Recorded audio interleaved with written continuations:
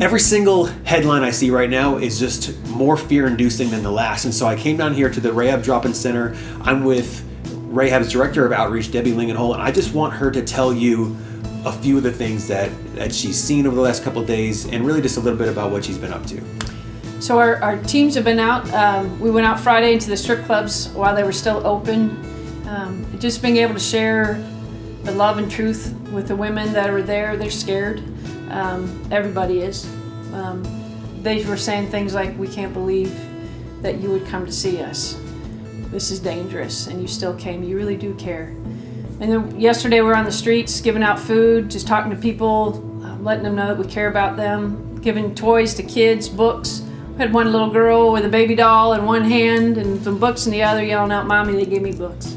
And giving food to some single moms that just needed some encouragement. They needed to know that the hope was there. Yeah. And it was interesting that how the attitude changed, the emotional attitude.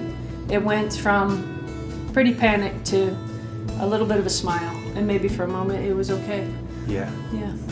And you said you're going to places where nobody's going. People aren't asking for help there.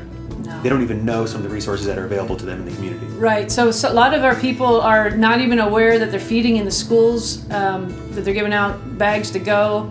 Some of the resources that maybe we know about, they're not aware of, and so trying to let them know about that as well. Let them know the schools, they can go down, and get free meals from the schools, help their kids out.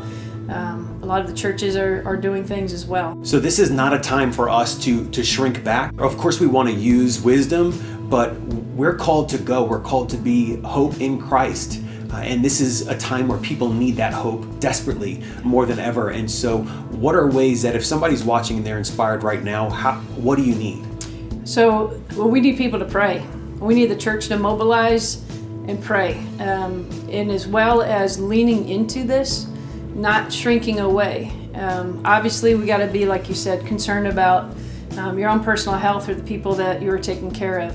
But if you can give donations, we need it. We just finished packing about, 100 bags of non-perishable food to hand out to people that are in the streets. We are looking for sports balls.